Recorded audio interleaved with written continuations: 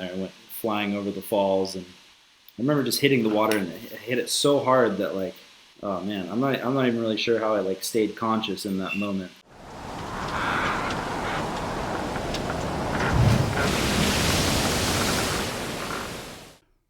So welcome to episode 2 of Aclassic. Today I'm here with a Wild Underground big wave charger, Santa Cruz local and Mavericks regular, Jack Akrop. He's an ocean sports coach with Central Coast Watermen, and he works with Flow Loves You to help out today's youth. We're going to get into all of that, and plus Jack's going to tell us a lot more about Mavericks and a few wild waves and big wipeouts in particular, with a special North Shore wipeout to cap it off. Jack's top bloke, and he's currently a free agent for any of you brands out there looking for an incredible undiscovered talent. Jack, welcome to Aclassic, mate. Right on. Thanks for having me, Dan. So, Santa Cruz, born and bred? Yeah, born and bred. Yeah. And what was that like growing up? Capitola, which is like kind of just a smaller town of the entire Santa Cruz. So it was a great place to grow up, man. Just nice little beach town. It's definitely quite a bit more developed now, you know, with the Silicon Valley. A lot of people moving over from San Jose, Silicon Valley. But yeah, it was just always kind of a quiet little beach town when I was growing up. So you grew up on the ocean? Grew up on the ocean, man. Yeah. Yeah, and surfing from a young age? Yeah, so I started out doing junior lifeguards from like the age of 6 down in Capitola Beach. So that was kind of my thing every summer I did. You know, just it's a ocean safety and awareness program for those people who aren't familiar with it. I'm sure most people on here are familiar, but you know, essentially teaching kids the importance of being safe around the ocean. You know, and just kind of how to navigate the ocean safely and properly, and eventually, you know, become lifeguards. I mean, that's kind of the idea, and that's kind of what led me on my path to becoming a lifeguard and ocean sports coach. So, yeah. We call it nippers over here. Yeah. What you're talking about. Yeah. Yep. Yeah, it's a good thing for kids, that's for sure. And we could get into that. I'm a big fan of surf lifesaving, man. Australia is amazing.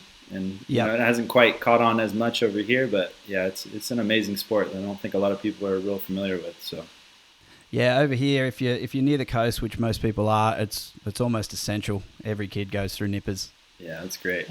Or most of them, so it's good. But yeah, so I guess you just surfed at a young age and just kept pushing all the way through. Because how old are you now? I'm 32 now. Just turned 32 a couple months ago. So yep.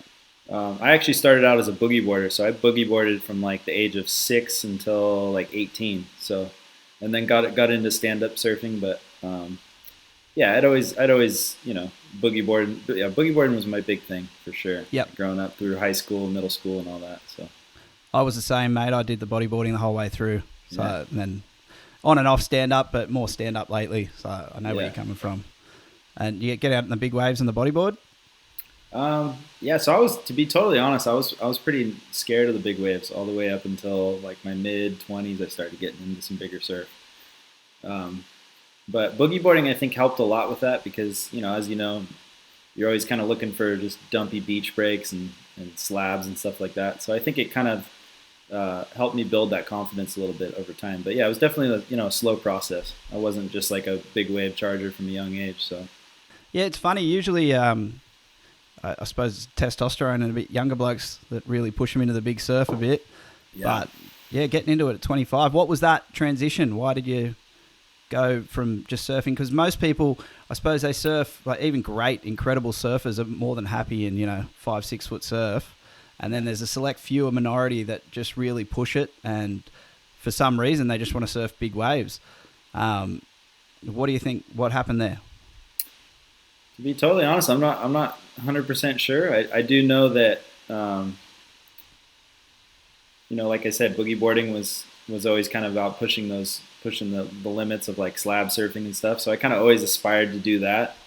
And then right around the age of 17, 18, when I started getting into surfing, I watched this movie. It was just called Mavericks. It was just Mavericks, a documentary.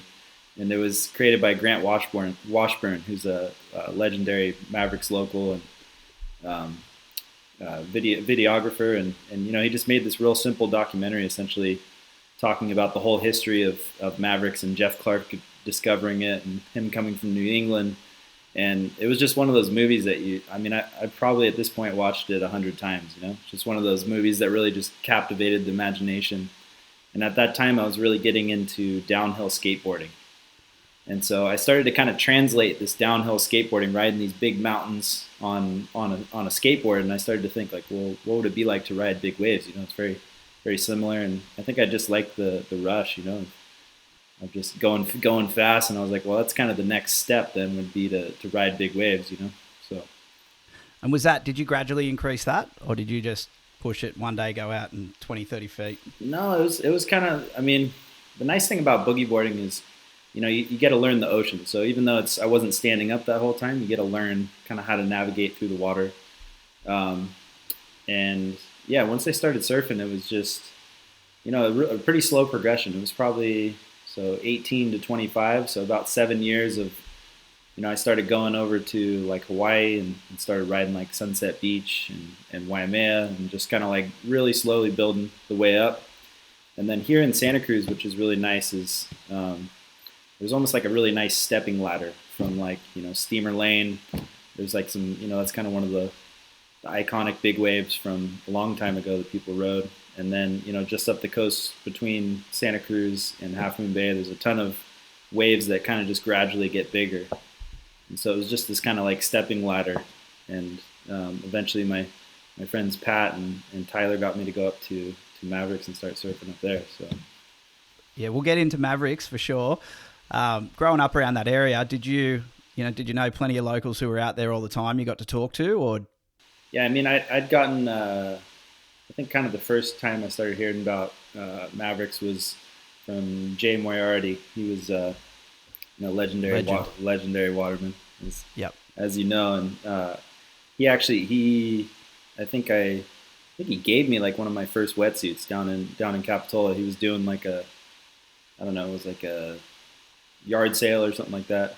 I think I bought a suit off him for super cheap, and I just met him real briefly, but I started to kind of hear about what he was doing and all this free diving, and so it was definitely in my mind, from I was probably around like 12 years old, so I'd always heard about Mavericks and seen all the movies. There's it's a big cultural thing here in Santa Cruz. That's always been kind of the progression, with surfing. It's like surfing small waves, but then also surfing big waves. And kind of trying to be that whole package, so to speak. So yeah, well, that's wild. Jay Moriarty, yeah. Lucky you got to meet him. Legendary, man. So you're into Mavericks now and big waves, obviously. So how are you keeping fit and ready to go? Well, recently, I tore my Achilles tendon about 6 months ago. It's my biggest fear out of all injuries, the Achilles. Right? Yeah. It's a long one, man. Yeah. It was 6 months. They were talking about 6 months of recovery, and now it's more like 9 to 12 months, which is kind of hard going into like El Nino season now. So for me, it's just been a lot of rehab, doing a lot of strength training, which has actually been good. Like kind of building up, the foundation. And, fortunately for me, teaching surfing and being a coach, I spend a lot of time in the water. So even when I was injured, for me, it's always been a lot of prone paddling, a lot of swimming, open ocean swimming, starting to get back into running. So that's kind of been the fitness protocol for me. And then just surfing too, as we all know as surfers, the more you surf, the more fit you get. It's kind of it's a hard thing you can't really translate into the gym, right? Necessarily. And did that change? So as you progressed into the bigger waves, as you were stepping up along the way, did your training change to suit that, or have you just stayed the same the whole way through? No, it definitely, yeah. So, it's definitely gotten a little bit more. I would say I've become a more endurance athlete, especially with the surf life-saving stuff and getting into becoming a lifeguard and stuff like that. I think that stuff really translates well to big waves. Like in the summertime, doing long paddles and surf ski paddling, prone paddling. I think that's kind of, and now starting to get into, especially with not being able to surf as much as normal, I've started to get into some more breath holding stuff like that. So yeah, I talked about that a little bit in the first one. Yeah, that seems interesting. I've never done it before, but I want to lock in to do one. Yeah, you should, 100%. Man. It's pretty amazing. Like some people that hadn't really had any prior experience were getting like 4 and 5 minute breath holds by the end of Dead like a set. 3 day course. Like no skills, and then being able to get up to that. So I it's still pretty haven't got amazing, up to man. that. Yeah. Yeah, I've been doing it forever. I still never got up to that. So, Mavericks. So I've been fascinated by this wave since I was a kid. So Yeah. I was watching, I think it was the 90s, watching the VHS with Jeff Clark, I think it was Peter Mel and Flea and Jay Moriarty, of course. And there's something about that wave that's just, I guess it's terrified me, and I've been in awe of it. One day I've got to get there to have a look at it. I probably won't surf it. But, it's cold, dark water, sharks, like enormous sharks and giant waves. And tell me about it. I want to know all about it. Yeah, I mean, you pretty much summed it up all right there, you know?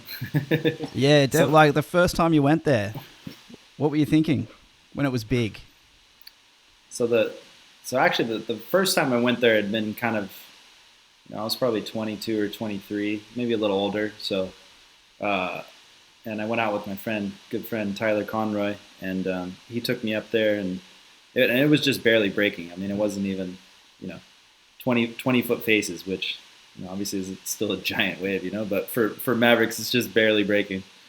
So I remember, going up there and driving up the coast and just having like just the most anxiety I'd ever felt in my life, especially kind of just getting into surfing. I think I had a 7.8 or a 7.10, not even, really the proper equipment. And I remember just sitting out there on the bowl, like where the main kind of energy breaks on the wave, and just never feeling that kind of movement in the ocean before. It felt like something, out of this world.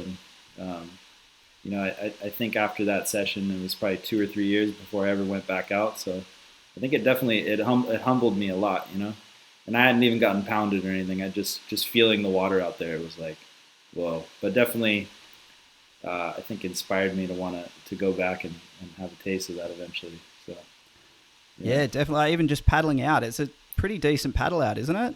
it is. Yeah, yeah. Yeah. So it depends. It depends which way you go. If you go around the left, so around if you're looking at the ocean around the right side or around where the left breaks, it's a much straighter shot and shorter paddle, but um, it gets kind of hairy, like basically like big shore break onto rocks that you got to time and jump in this little keyhole and paddle out, and that's the quickest way to get out. And if you don't do that, you've got to paddle through a lagoon, and the current's always like ripping, down coast, like towards the south, and so you're fighting this current, and if you get pushed too far down, you get stuck at a Blackhand Reef, which is just another reef that will just clean you up and then push you into the beach. So yeah, it's definitely a mission getting out there. Solid on the big days, solid 20 to 30 minute paddle. Sometimes as long as an hour if you don't get lucky. Sometimes you don't make it at all. So it's Yeah, right. Just get caught inside and just can't get out. yeah, not even necessarily like that giant of waves. Just a lot of whitewash, just one after another, and you got to really just sometimes just get lucky and make it out. But I mean, people do on any swell. It just matter if you get lucky or not. I Yeah, I suppose. suppose. Yeah. And then once you're out in the lineup, so in general, I suppose as it gets bigger, the lineup probably thins out a bit. Um, what's that like out there? There's high tension or, a lot of locals or... Well, surprisingly, these days it doesn't seem to thin out anymore. Oh, really? I mean, it definitely, as it gets really big, there's definitely, I think, less takers that are like really trying to catch the big ones. I mean, even on, you know, I've heard this people talk that, even on the biggest days, best guys in the world out there, like, I mean, half the waves go unridden. It's like there's just Really? because it's a slab. It's just Yeah. and if the period's really long and it's I don't know. There's just certain days that there's no running. You don't get the chip shot into the bowl. It's just like a square chopu right breaking at like 50 feet. So it's like it's definitely one of those places you're like, okay, pick and choose the right ones. But I mean, yeah, I mean half the waves are going unridden a lot of times on those big days, which is pretty unique. It's like one of those places that's like you really see Mother Nature's in charge, and you get to see her in all her glory. It's like some waves just don't want to be ridden. Yeah, I know. It's just crazy out there. How far it pitches as well when it throws. I'm just in awe of it. Another thing that's sort of not fascinating me, in the bigger waves like that, you see a lot of people dropping in. Is that just commonplace? Is that, once you commit, so dropping in, snaking people, whatever, once you commit, you see 3, 4, 5 blokes on a wave. Yeah. Is it just the sort of thing where if you commit, you can't pull back, you got to go? I think that's kind of what happens. You have, especially when the waves get big, you really need to like commit like 5-10 seconds before the wave's even coming. So I think it's just a matter of people committing. And I mean, it's not like at your local beach break where you can just kind of, look left, look right. Like, I mean, you're head down, so if you have 4 guys doing that, and luckily out there, I mean, it's a big enough wave. There's kind of enough space to kind of handle everybody. But yeah, I mean, there's definitely been, it gets hairy at times. Yeah. You think that would be one of the biggest threats? Almost just all those big boards. Yeah. Flying around. And if you have 75 people and on 10-foot boards, 750 feet worth of board in the small little area. Yeah, going quick. It's hectic. And what about the sharks out there? Ever had an experience? I still to this day, I've never seen a shark. So growing up here in Santa Cruz, I've never had what I would consider like a confirmed shark sighting. I've seen some splashes and stuff like that, but I've never seen a shark, man. So, and I'm sure, other people have different stories. I've heard a lot of shark stories out at Mavericks, especially. Getting up closer to those Farallon Islands off of San Francisco, where you have, the 25 and 30 foot, adult monsters. So they're definitely there. I mean, you can feel the energy of them being there. I haven't run in on one yet, so. Out of sight, out of mind.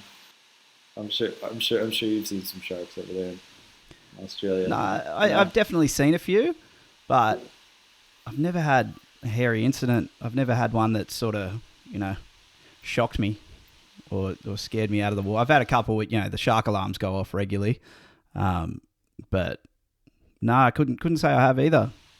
They're probably the same, mate. They're probably there, but they're just not, not harassing us. Yeah. Just around. Yeah, absolutely. So, but I've got a couple of your waves here. So going right at Mavericks, is that most common? Like we've got a couple of your left waves here as well. Okay. We'll kick off with this one. This was Fred Pompermeyer, I believe. Brazilian photographer, super well known. Yeah. Yep. Awesome dude. What about that? You didn't make it. That particular wave? Yeah, that was that was a good wave. I learned a lot from that. I was trying to sit in a pretty critical spot out in the lineup, and I decided to grab rail. And the idea was, when you're going front side, I feel like a lot of times it's not necessarily easier, but you can kind of knife the takeoff a little bit more and get on that edge. So backside, it's always really tricky because you've got to be on those heels, you kind of have to grab the rail. And so, maybe like midway through that drop, I felt like I was going to be kind of, knifing the takeoff, so to speak, like to get like you would do to get backside tube. And, kind of midway through, I just felt that the weight shift from the heels back over to the toes. And as soon as it goes flat like that, I mean, you can just see I just went straight into the pit of the thing. But This one's cool though, because you can see just how much it draws off the reef right here. I mean, just to the right of me, it's just from where I was, it felt like I was in the wave, like completely in the wave, and then you can almost see like the wave shift forward, and all of a sudden I'm on top of the thing. Just and how far out you come before you fall too? Yeah, no, it's that one I thought for sure 100% I'd had it. And here's just what we were talking about. Here's a few other people that were 100% committed as well. Yep. And so we all kind of just took the dive together. And like that bloke on the top left, is he trying to pull off, or is he's just doing his best? No, I think he's committed, trying to catch it. Yep. Yeah. So, and he almost right here as he goes kind of sideways. Oh. Yeah, he nearly takes it bad. Yeah. So you see that coming in. you know you're in the right spot and you just turn around and paddle and try to get as much speed as you can. I mean, Is that the idea? That's the goal. Yeah, absolutely. So you got to line up. Obviously, on those bigger boards, you can cover a lot of distance pretty quickly. Yeah. So you really, I guess, got to know where you're sitting, so you don't overshoot or undershoot it. Yeah, absolutely. Yeah. And you know, with that last particular wipeout, I mean, you can just see. I mean, I probably could have paddled even 2 to 3 seconds earlier than that. Yeah. Just to get underneath that energy of the wave. So, yeah, it's definitely a lot of commitment, especially on those big boards. You can get them up to speed really quickly, but I mean, it just goes to show. I mean, how fast some of those waves are moving. You know, I mean, if the waves moving 20 to 25 miles an hour, just to be in the right spot, like hypothetically, you would need to be paddling 20 to 25 miles an hour, and we know none of us paddle that fast, right? Just for so that's where close to that. That's where positioning comes in, right? And being like up underneath where the energy of the wave is. Yeah. And yeah, it's sometimes you just gotta go for it, and that's usually when you learn the most, right? Like, okay, well, next time I'm just gonna paddle that much sooner. Yeah, for sure. Yeah, and like when that's sucking up and you're still going for it, what's that view? I can't even fathom that view. Like, obviously, you're not seeing the bottom or anything. It's not like a shallow reef break. It's just dark water just draining out. Is that all you're seeing there? Yeah, I think I mean, a lot of times you're so in the moment. I feel like sometimes you don't actually see the peripheral. It's just kind of like you're so committed, you're so focused on getting down the wave that everything else kind of vanishes.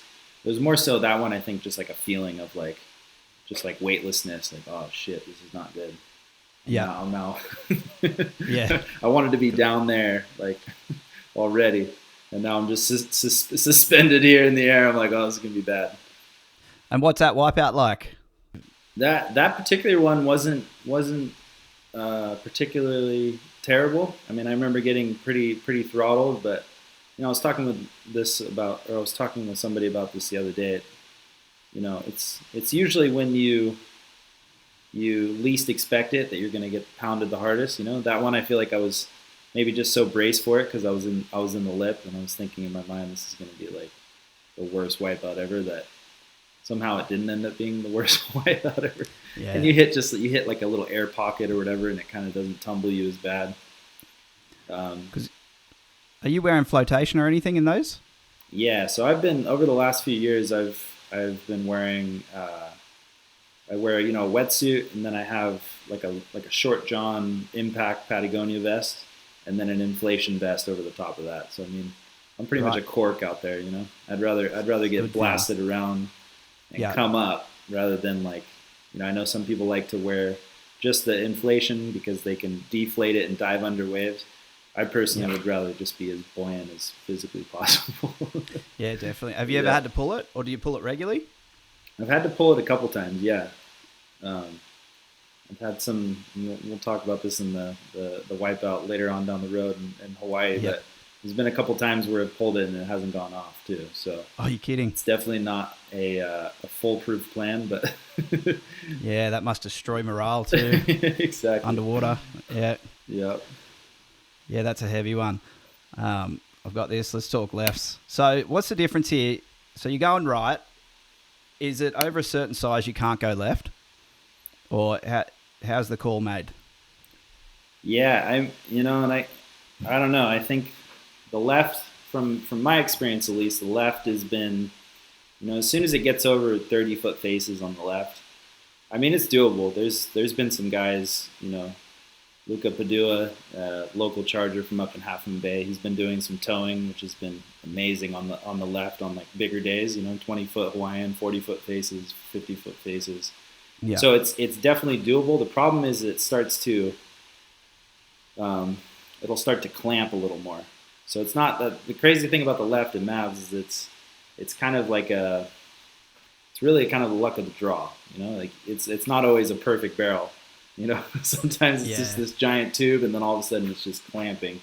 And as it gets bigger, especially, you know, when the swell's really west and it's a big swell, it starts to break on an outer part of the reef, you know, kind of the second or third, I don't know what you want to call it, second or third reef out there.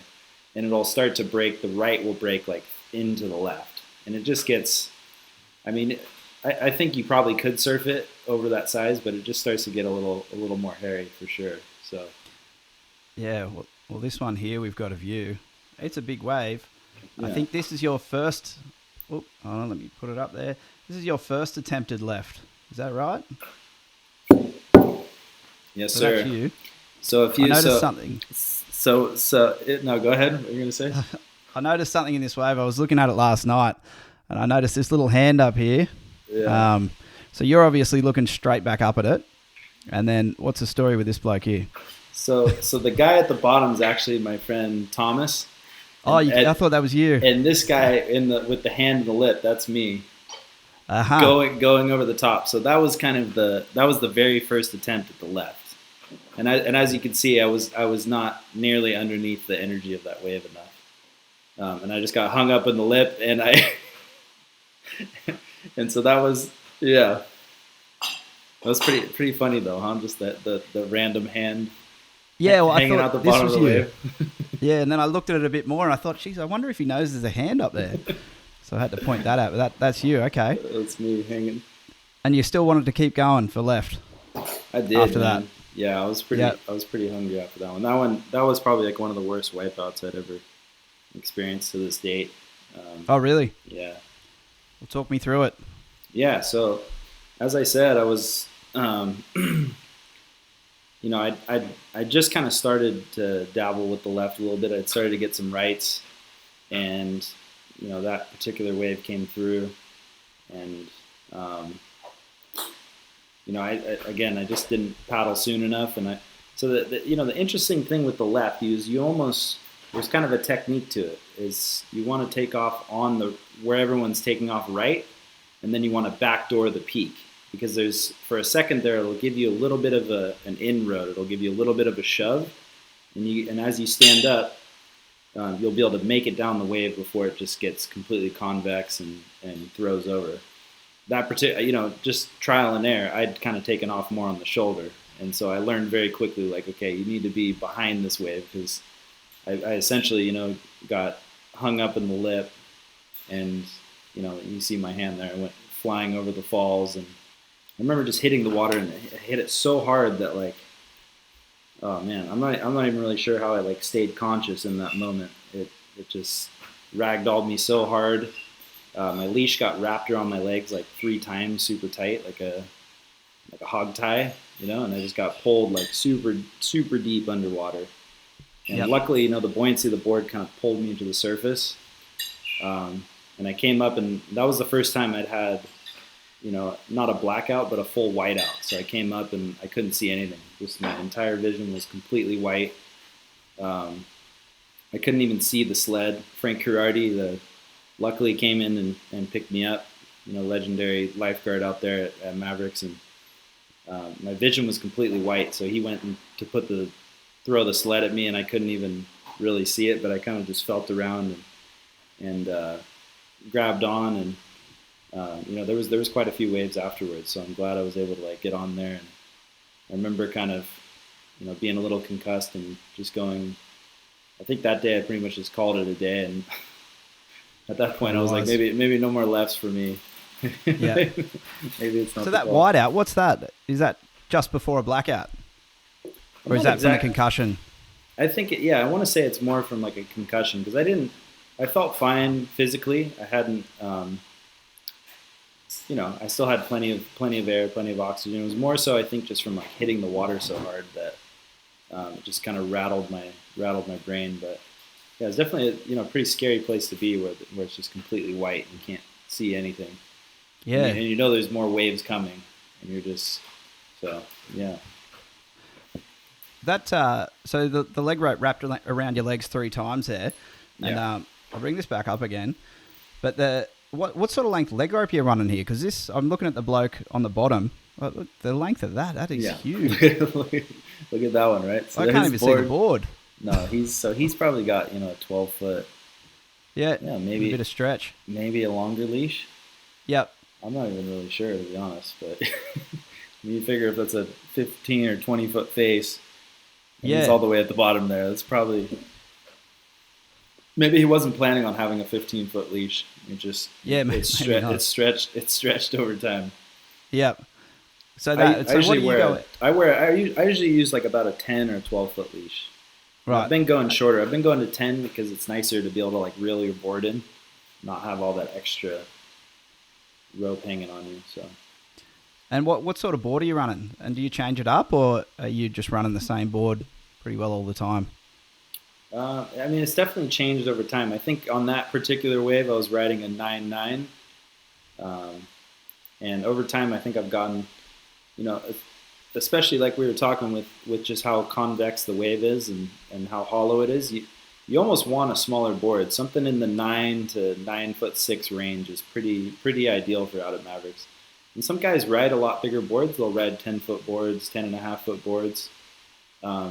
But to kind of be in that critical spot, and especially on the left to like try to get barreled, it's kind of hard to use a board much bigger than 9.6. So is that just tougher to turn and? Yeah, tougher to turn and tougher. It just doesn't quite fit the wave as well. Right. So, yeah. Okay. Well, we got a more successful one here for you. Okay. But you've made the left, so it's a view from the right. A view, and it looks like you can see where you're taking off behind the peak a little bit. So it's probably the same wave as the recorded one. Yeah, the same one. So you can sort of see where you backdoor it there. Yeah, so you can see like from the beginning of that video, like I was saying, if you take off on the right, you almost have a moment there where you can get in before it goes completely square. Yeah. Right there, it's taking off kind of on the shoulder of the right, but going left. So that one gave me a nice little inroad, and so like I was saying, I mean that's just been trial and error over the years, but we've kind of found that there's kind of a little sweet spot that you can take off on it. So yeah, it amazes me with that wave, like that's a big wave, and then it's not long after, like it throws, breaks, and then it doesn't look so big anymore at the end. Yeah, no, it just kind of tosses right there. Yeah, right there. It's kind of like your normal beach break too. Yeah. It just loses its power. Like obviously its power is still running forward, but yeah. Just that peak, just that section right there is huge. Yeah. No. And then straight up after it dies off really quick off the edge. Yeah, totally, man. So that's your made left. So do you still go the lefts? Like which one do you prefer? You going right or left if you had the choice? I mean, I don't know. I think both of them have their day. I definitely like the left just because it's being a goofy footer and being able to face the waves is always nice, and just with the added bonus of being able to get tubed. And that's not to say you can't. I mean, a couple of guys have gotten some amazing tubes out on the right out there. Peter Mell a couple of years ago got that crazy right tube, and then Ryan Augustine last year got a nice right tube. So it's definitely doable on the right, but yeah, again, I think it just comes down to being a goofy foot and wanting to go front side. I'm always looking for a left. Yeah, and it's do many people go left, or is it just not that common? So it's gotten more common, I think, over the years. Like people are starting, especially like I said, in that kind of 15-foot to 30-foot, 25-foot face range. The left just gets. I mean, it's just like turns into pipeline, and so there's been more people really trying to get after it. On those special days, especially when it's nice and glassy or a little bit offshore. So yeah, it's been fun. There's definitely some really good local surfers from up there. A lot of guys from Santa Cruz and Half Bay and just kind of all over that have been pushing it the last couple of years. So it's been fun. There's a little crew getting after it. So there's a couple of young blokes I saw. Tyler Basili, I think it is. Yeah, he's awesome, man. He's wild. Yeah, he's got to be 18 or so, yeah, maybe. Yeah, I think he's only about 18. I talked to him only a couple of days ago, and I checked out his stuff and. Shit, 18. 6 foot. I thought I was pretty good, but I don't even know how big the waves are he's surfing. But yeah, at 18, I wasn't doing that. I'm not doing that now. I don't think I've ever done that. So there's some skill coming out of there. No, absolutely, man. Yeah, I mean that's pretty young to be charging that hard, Yeah. And just think what he'll be doing in 10 years, Yeah. whatever. There's a couple I'm lucky enough to get to chat to. Like, there's plenty coming through Australia, more so the slabs. Okay. But yeah, there's what the next generation's going to do. I don't know how they're going to top some of the stuff that's being done, but they're on the way. Yeah. Well, Australia's pretty unique in that sense. I'd love to get over there someday, just because of those slabs, you know. And that's just a whole different type of surfing, really. There's big waves, and then there's slab surfing, and they're like similar but very different. Yeah. Yeah. Well, up to a certain size, you just can't paddle into them. Yeah. For the slabs that I see, like I put up a fair few lately. I put up one in Tasmania that'll just blow your mind. Yeah. I'll send it to you after. But James Holmacross, he just makes this wave, and I don't know how he made it. I got to get him on here soon to have a chat about it. At Shipsterns? Shipsterns, a paddle wave or a tow wave? I'm not sure. I feel like I think he towed into it. Okay. But just his positioning on the wave, it's I have no idea how he did it. And like all the comments you see, no one knows how he did it, but he did it. Yeah, it's amazing, man. Yeah, there's some solid ones in Australia, but yeah, the young blokes, they're pushing it. They're just pushing it. But we'll jump over to Hawaii. Outer reef of Oahu. Yeah, so this was another just didn't paddle soon enough, or I'm not even sure, to be honest. That one I would have made either way. I mean, you could see, even if I would have made that wave, I was joking with my friend. I probably was better off falling how I did, because if I would have like made the bottom turn, I probably just would have gotten axed in the head by that thing. So yeah, it was just such a sort of perfect shaped wave for that size. Is there anyone else out there with you? There is, yeah. So that was the morning of the Eddie Aikau swell. Right. The most recent one? The most recent one, yeah. So this was last year, whenever that was, January. What was this wave like compared to Mavericks? That was a pretty special day, man. I was over there with my friends, and we saw this swell coming in, and we knew that the Eddie Aikau would be going on. And I'd never really surfed the outer reefs too much, but my friend Evan, I was staying at his house on, behind Foodland, so up in the mountains up there, and we were staying probably about 1.5 miles away from the wave. And it just so happened that his tow partner was going to a different island for the swell, and so he asked me, he's like, "Hey, you want to like team up on the jet ski?" Obviously, that's you're like, "Yeah, please," because otherwise you're paddling a long way to get out to some of these outer reefs, Yep. And so we could hear the waves that morning at about, I woke up probably 2 or 3 in the morning, and you can hear the waves from about 1.5 miles away, or 2 miles away. You could just hear the swell coming through. And, so we got down there, got on the jet ski, and rode out on the jet ski out of the harbor there. And I just remember seeing, it was the first time I'd really been to the outer reefs of Oahu, and just some of the waves just looked kind of fake, It was just perfect, not a drop of water out of place, barreling waves, and there's a ton of them, all over the place. So it was pretty special. Did you make a few?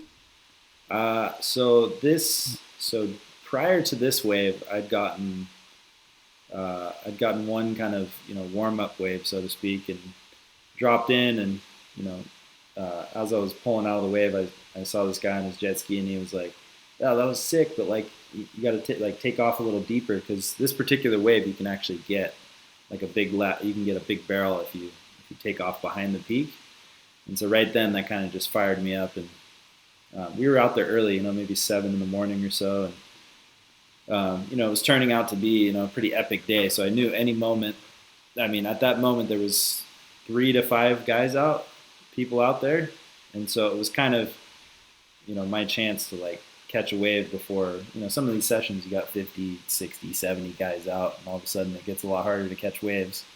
Yep. And so it was kind of just one of those moments where it was like, okay, like here's the chance. There's 3 people out. You can catch pretty much any wave you want right now. And essentially right when I had that thought, this wave kind of presented itself. And it was just like we were talking earlier. It was, I don't even think I in hindsight, I probably should have seen that there wasn't really the best ramp into this wave. As you can see, it kind of just draws off the reef so hard. Yeah. But again, it was just a full turnaround commitment moment. And yeah, I caught this wave, so that would have been my second wave, and I didn't end up surfing the rest of that day until like way later in the evening. I just got so throttled by this wave, so so ridiculously beaten that I didn't want anything to do with the ocean for a while after that. So Yeah, fair enough too. Falling from that height, I imagine it's probably knocks the wind out of you a bit as well. knocked the wind out of me, yeah, and then just pushed me, pinned me straight on the bottom of the ocean. Um, this one in particular had almost a 2-wave hold down. Is this the one where your vest didn't go? So this is the one. So essentially, I fell from the lip onto my head. Luckily, Evan's buddy Colin had given me a helmet prior. I'd never worn a helmet in the ocean, but getting off his jet ski, he was like, "Hey, put this helmet on." It was almost kind of like he knew, Hey, here's this helmet. You're about to eat shit. So he gives me this helmet, and I just go flying through the air, and hit the head first, and then got sucked over the falls, and just remember it being like the most ragdoll that I ever experienced in my life. There was just so much energy with that swell, really long period, big swell, and I remember getting I never touched the bottom, but I felt like I was very close. Like it just kept, a lot of wipeouts you'll hit, and then the energy will dissipate. This one didn't seem to want to dissipate. It was just kept ragdolling me deeper, deeper, deeper, deeper. And at that moment, I was like, okay, well, I'm super deep. I need to pull the inflation. I pulled all 4 of my cartridges, so one at a time. Boom, first one didn't go off. Boom, second one didn't go off, and I'm yanking on these things, just pinned on the bottom of the ocean. Like, well, all right, well, we're gonna be down here for a little while. And there's almost a moment there where sometimes, there's more. I mean, I'd probably taken off. I'd done, the stupid thing of probably taking off on one of the first waves of the set. So I was like, okay, there's guaranteed a wave behind this. And I've been underwater long enough that it's like, I almost should just stay down here because there's gonna be another one instead of coming up. And I ended up swimming all the way to the surface, and right as I kind of breached my head, I remember thinking okay, don't take a breath because there's probably a wave right here. And right as my head came above the surface, the next wave landed on top of my head and just put me back down into that same position. And very fortunately, was just kind of able to kind of relax and kind of rely on the training I'd been doing, and took another however long underneath the water, and came up in the white water. So yep, it was a wild one. Yeah, it's a pretty wild wipeout. So these waves, are they pushing you forward while they're thrashing you around, or do you tend to sit sort of in that impact zone? So it just kind of depends. This particular one, I think that's why it got me so good, is it, especially with the flotation that we have these days, a lot of times it will push you towards the beach, which is obviously super ideal. But this particular one, I think just where I fell, it picked me up, and it pretty much put me straight down. So I wasn't making any forward progress. And that's almost sometimes worse, right? Because then you're just stuck, like you said, in that impact zone. It's just not letting you go in, out. Yeah. Yeah, that's a beauty. It's one of the wildest wipeouts I've seen. How's that compare to Mavericks, wipeout-wise, for something similar? Obviously, you got hot and cold water. I don't know if that makes a huge difference. Which one you prefer? I'd prefer warm water. Yeah, totally. No, and I've heard, sometimes people will talk about cold water being obviously denser, and so, but yeah, is that right? I think it just, yeah, heavier. Cold water is heavier than warm water. Okay. But, and in that particular moment, I wasn't thinking heavier or not heavier. I mean, that one just fucked me up. Comparing the two. But I agree. No, definitely warm water. I mean, you're more, your muscles are warm. You're able to last longer in the ocean. It feels a little more comfortable as opposed to having a 5'4" with a hood on and gloves and booties. And that's I think that's probably one of the spookiest parts about Mavericks. Is in the wintertime it'll be 32 degrees outside, 50-degree water, and I mean that definitely adds a factor to it. That being said, the outer reefs of Oahu, I mean, are no joke. That's some heavy open ocean swell coming through there. So This is your dream, obviously. You're surfing the big waves, you're chasing them around the world. What's your plan moving forward? Are you continuing with Central Coast Waterman? That's your business? I am, yeah. Yeah. So Central Coast Waterman right here. Just got my new shirts. Come on. Yep. Yeah.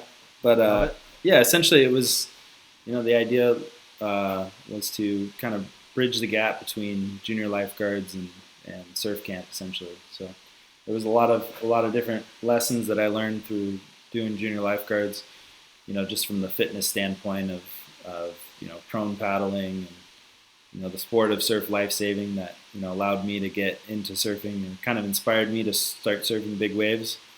And then at the same time, I was teaching surf lessons for different groups, and I was able to kind of find myself like a little niche where I'm teaching kids, just the basics of ocean safety. We do CPR classes and just giving kids kind of a broader picture of like how the ocean works and how you can kind of operate out there. And I guess the plan is just to kind of keep that running. That's busy season is definitely in the summertime, which works out well for big wave season to be able to go and pursue that. But yeah, it would definitely be as we know, surfing's an expensive sport, right? It costs money to travel, and especially when you're talking big waves. It's like you got this big ass board bag. I imagine you break a few boards too. you break a few boards. Yep. Flights to different places, and especially like the last minute flights. So we're always looking for help wherever we can get it, whether that's through sponsorships or I've just been lucky to have the coaching thing. But yeah, I think eventually it'd be nice to pick up some sponsorships that could help with paying for flights and stuff like that. So yeah, any bit helps, doesn't it? Oh yeah. So Flow Loves You, is that right? Yeah, so Flow's actually how I kind of started out my whole thing. So they're a nonprofit based out of Santa Cruz here. Right. So it's essentially a safe space after school program, and they do everything from mountain biking to skateboarding. They have a sailing day, and it's it's just a free after school program for middle and high school kids. So 13 to 18 years old. They do a lot of really good stuff. They work with the juvenile hall kids up here in Santa Cruz, or kids that have been locked away for various crimes and stuff. And yeah, so that's kind of how I got my start. Nick Hart, a good friend of mine, and he decided he wanted to do a surf program. So I teach that every Thursday. So free after school surf program down here at the local beach. So yeah, it's a great program. So that evolved into Central Coast Waterman. Yeah, so he kind of gave me the start, so to speak. I'd been kind of coaching like 3 or 4 kids, and then he had the idea to start doing lessons for some underprivileged kids, and then from there, what really I think started Central Coast Waterman though was COVID. Weirdly enough. Oh, really? A lot of people were having troubles with businesses and stuff during COVID, but I had the fortune of a lot of programs being shut down during that time. Right. And I'd been kind of in charge of the junior lifeguard program prior to that. And so parents started to reach out looking for stuff. And it was one of those moments just where the kind of light bulb went off of, okay, let's start our own little thing here, and kind of gradually progress from there. Well, that's good. It sounds like it keeps you busy anyway. Keeps me busy, man. I like it. Fun's the lifestyle. Fun's the lifestyle, man. And, hopefully I think the big vision with Central Coast Waterman is to kind of turn it more into a brand and eventually be able to, I think it'd be cool to be able to, sponsor some kids someday to go chase their dreams and stuff like that. So.